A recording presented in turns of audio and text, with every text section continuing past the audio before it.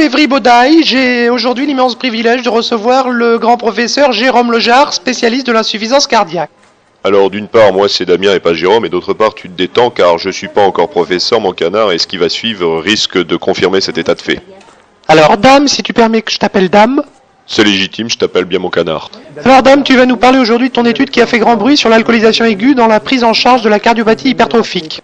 Alors oui, avec Alain, on s'est parti d'une grosse blague, tu vois, on s'est fait un gros trip lors d'une soirée, un peu comme ces gros cons de Masterchef qui réinterprètent la recette du boudin noir en y intégrant la chapelure. On a décidé de revisiter la recette de l'alcoolisation septale de la cardiopathie hypertrophique. Le docteur Jean-Baptiste Bernot est attendu à l'accueil pour récupérer sa sacoche. Tu sais comme moi que les résultats de l'alcoolisation dite conventionnelle sont peu probants. Donc avec Alain, vois-tu, en sortant d'une soirée arrosée où on s'était pris une grosse casquette dans l'un des bars privés du village olympique de Barcelone, privatisé pour l'occasion par AstraZeneca, on a revisité la recette de l'alcoolisation septale. Aussi, on a scindé les patients en deux groupes, tu vois. Excuse-moi, je regarde mes notes car je sais même plus ce qu'on a fait, tu vois. J'étais tellement défoncé, on a pris deux bras en fait, un bras Ricard pur, un bras Pacifique. Les patients du bras Ricard pur recevaient 3 litres de Ricard sur une perfusion de 3 heures. Dans l'autre bras, 3 litres de Pacifique selon le même protocole. Je vous propose de voir l'impact de la perfusion de Ricard sur le myocarde. On voit ici le premier litre de Ricard qui n'a pas de réelle incidence sur le myocarde. On s'aperçoit que dès la deuxième heure, sous l'influence du deuxième litre de Ricard, il existe une augmentation nette de l'inotropisme cardiaque.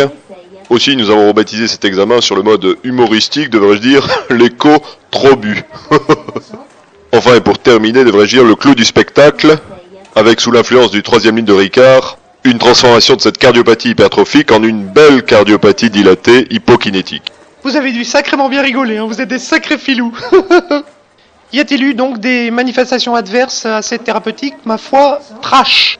En effet, 70% des patients ont développé une cirrhose aiguë du jamais vu pour nos amis gastro-entérologues, et là j'en profite pour adresser mes sincères remerciements aux collègues gastro-entérologues de Beaujon, notre ancienne maison, qui ont œuvré favorablement dans le suivi de ces patients.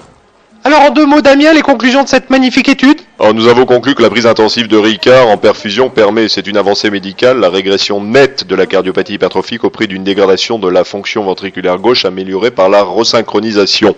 Cela permet non pas une amélioration de la survie, mais un décès gastro-entérologique plutôt qu'un décès cardiologique. Plus que quelques minutes pour tenter de gagner un mètre ruban pour mesurer le périmètre abdominal. Alors, rendez-vous sans plus attendre sur le stand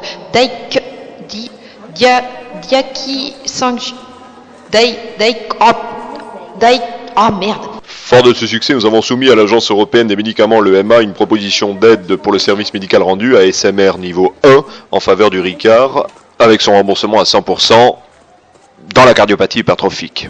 Vous êtes quand même des grands malades, hein. Et alors? Je dois avouer qu'à ce jour, nous sommes en attente non pas de la ASMR, mais de la délibération dans le procès que nous a intenté l'EMA pour incitation à la débauche. Merci Damien, encore une bien belle histoire dont on suivra l'évolution.